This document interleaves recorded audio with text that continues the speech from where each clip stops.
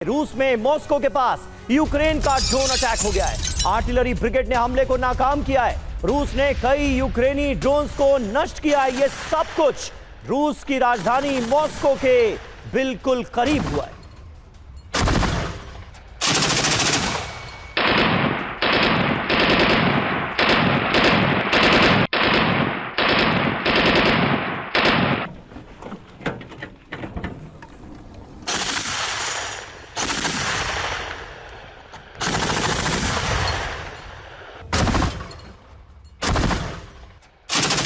ये तस्वीरें आपको दिखा रहे हैं किस तरह से यूक्रेनी ड्रोन्स आज की तारीख में रूस के लिए बहुत बड़ी मुसीबत बने हुए हैं। यूक्रेन एक बड़ी ड्रोन पावर के रूप में उभरा है और यहां पर आप देख सकते हैं किस तरह से चुन चुनकर हवा में ही यूक्रेनी ड्रोन्स को आर्टिलरी ब्रिगेड, रूस की आर्टिलरी ब्रिगेड नष्ट करती हुई नजर आ रही है। ये देखिए,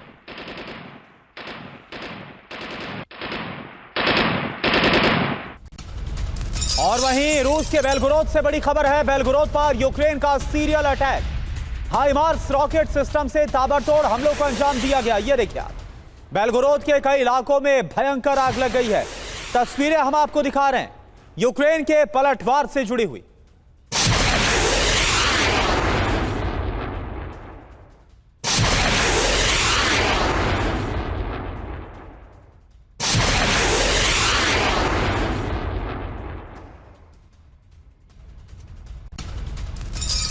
और वहीं बेलगोरोद थर्मल पावर प्लांट पर भी अटैक हो गया है। यूक्रेन ने हाइमार्स मिसाइल से ये बड़ा अटैक अंजाम दिया। हमले के बाद बेलगोरोद में ब्लैक आउट हो गया। ये देखिए तस्वीरें किस तरह से हाइमार्स के जरिए बड़े अटैक को अंजाम दिया गया है। बेलगोरोद के इस इलाके में अटैक के बाद जगह जगह आग लगी हुई नजर आ रही है और एक बड़ा इलाका जो है उसमें हो गया है ब्लैकआउट।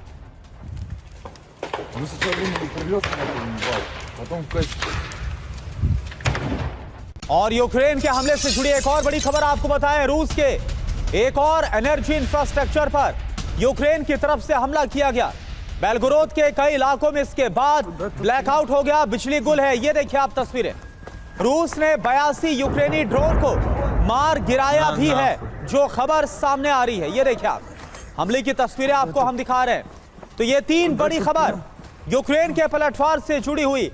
रूस के बेलगोरोद में, जो कि सीमा से लगा हुआ इलाका है, यहां पर एक के बाद एक कई भीषण हमलों को अंजाम दिया गया और इसके बाद हालात यह है कि एनर्जी इंफ्रास्ट्रक्चर पर भी अटैक किया गया और बेलगोरोद में इस वक्त ब्लैकआउट के हालात हैं।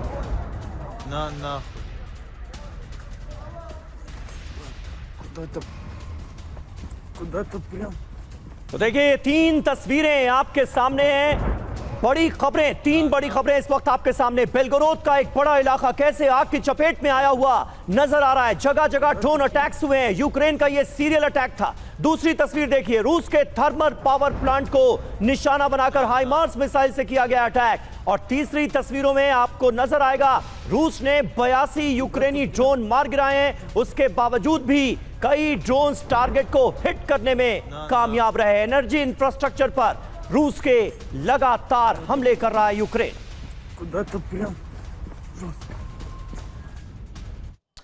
और देखिए वॉर जोन में हो क्या रहा है। 1500 किलोमीटर अंदर घुसकर यूक्रेन ने हमले को अंजाम दिया है। रूस के कजान शहर पर भी यूक्रेन ने हमला किया है। तो ना सिर्फ सीमाई इलाके बल्कि बॉर्डर से 1500 किलोमीटर अंदर घुसकर, ये देखिए आप तस्वीर हम आपको दिखा रहे हैं, यूक्रेन ने लॉन्ग रेंज ड्रोन से अटैक किया।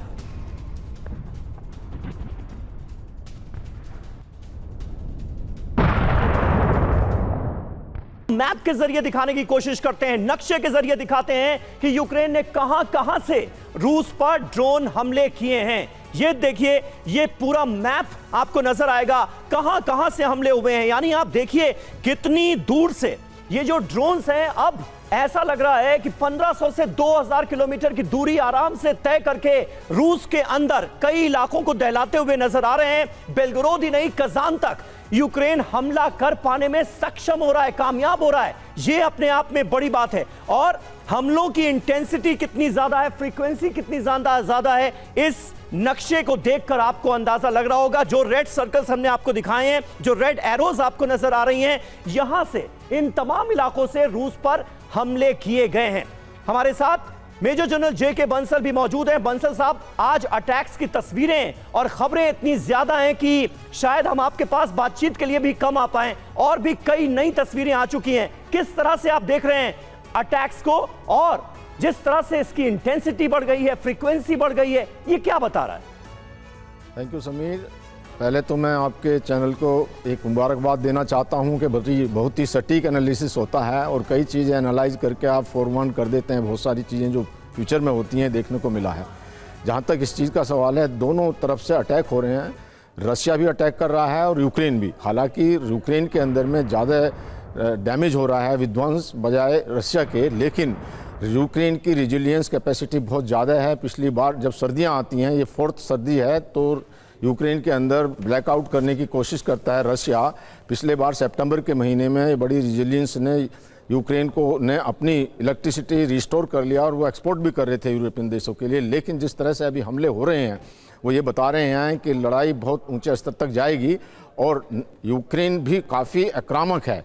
बड़े हमले जैसे आपने बताया खजान के अंदर में, बेलग्रोद के, और अब तैयारी यह है कि कुर्स्क के अंदर में भी हमले करने वाला है यूक्रेन, और क्रीमिया के अंदर। सबसे बड़ी बात यह है कि यूक्रेन को जब सपोर्ट मिलता है तो बहुत जो हैं उत्साहित हो जाते हैं। पहले कभी कभी मिलता था, लेकिन अब पूरा यूरोप बड़े कंसिस्टेंटली यूक्रेन के पीछे खड़ा हुआ है, और जो पूरे यूरोप को ये लगने लगा है कि यूक्रेन के अंदर में ही उलझा के रखना है रशिया को। तो आप देखेंगे जैसे जो जर्मनी ने कहा है कि 8 लाख सोल्जर्स वो तैयार कर रहे हैं, और जितने भी कंट्रीज़ हैं वो रूस के पास के, उसमें चाहे नॉर्वे ले लीजिए, एस्टोनिया, लातविया और फिनलैंड, तो वहाँ पर अपनी फ़ौजें तैयार कर दी गई हैं कि किसी प्रकार का अगर इंट्रूजन रूस की तरफ से होता है तो उसको काउंटर किया जाए। तो इस प्रकार से यूक्रेन काफ़ी एग्रेसिव है, और मुझे लगता है कि जो सपोर्ट मिला है, और बिल्कुल बंसल सर, और यह हम देख रहे हैं कि जो आपने कहा बिल्कुल सटीक, कि कैसे यूक्रेन को इस जंगी ज्वाला में, जंगी आग में